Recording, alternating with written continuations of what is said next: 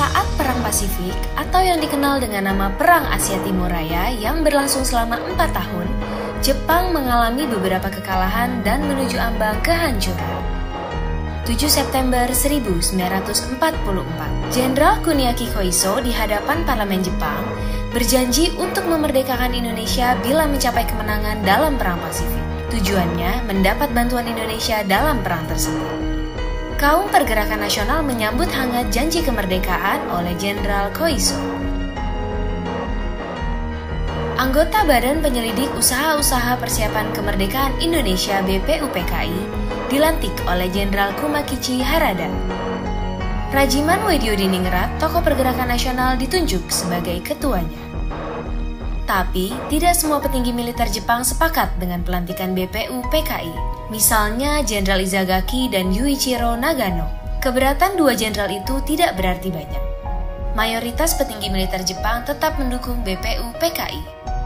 Sidang BPUPKI dari 29 Mei sampai 1 Juni 1945 pun berjalan mulus. Setelah bersidang 2 kali, kerja BPUPKI berakhir dengan baik, sesuai harapan Jenderal Kumakichi Harada. BPUPKI lalu dibubarkan oleh Jenderal Terauchi Hisaichi, diganti jadi Panitia Persiapan Kemerdekaan Indonesia (PPKI) 7 Agustus 1945. 21 nama anggota PPKI diumumkan. Sebagian besar berasal dari BPUPKI. Mereka sudah bersiap sidang pada 16 Agustus 1945. Soekarno, Hatta, dan Rajiman Weddiodiningrat wakil PPKI terbang ke Dalat, Vietnam 12 Agustus 1945. Di tengah kabar pengeboman Hiroshima dan Nagasaki di Jepang, Jenderal Hisaichi Terauchi, Panglima Angkatan Perang Jepang di Asia Tenggara, menyambut kedatangan mereka. Jenderal Terauchi berkata bahwa PPKI bisa segera memproklamasikan kemerdekaan Indonesia. Kabar gembira tepat pada hari ulang tahun Hatta. Mereka semua senang, kemerdekaan sudah di depan mata. Sepulang dari Vietnam, sejumlah pemuda dari Organisasi Angkatan Pemuda Indonesia API membawa Soekarno dan Hatta ke Rengas Dengklok pagi hari 16 Agustus 1945. Dalihnya, situasi Jakarta genting, Bung. Pemuda mendesak Soekarno dan Hatta segera memproklamasikan kemerdekaan Indonesia. Jepang sudah menyerah, kata para pemuda. Soekarno dan Hatta terkejut, tapi Soekarno enggan memenuhi permintaan para pemuda.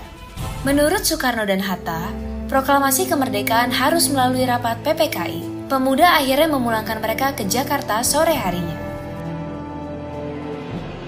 Sepulang dari Rengas Dengklok, Soekarno dan Hatta hendak bersidang dengan PPKI di Hotel Das Indies, Jakarta. Tapi Jepang melarangnya.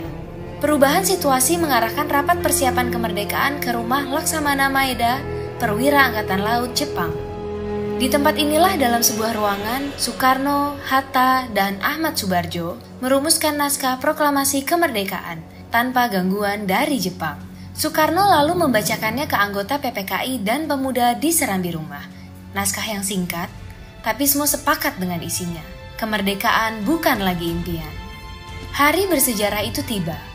Soekarno membacakan naskah proklamasi kemerdekaan Indonesia ke banyak orang di rumahnya, di Jalan Pegangsaan Timur nomor 56 Jakarta. Tokoh-tokoh Pergerakan Nasional dan rakyat biasa membaur, mendengarkan pembacaan itu dengan heran.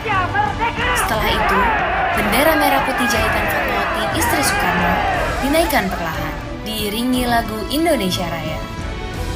Penghormatan pun diberikan. 17 Agustus 1945, Indonesia akhirnya merdeka. Ini bukanlah pemberian, melainkan hasil perjuangan dari seluruh rakyat Indonesia. Proklamasi kemerdekaan mengantar bangsa Indonesia bergelut dengan cerita baru. Jepang memang telah terjungkir, tapi pengaruhnya belum berakhir. Ini dialami oleh fotografer Mendur bersaudara dalam merekam dan menyebar proklamasi. Jepang menghancurkan kamera Alex Mendur, sang kakak.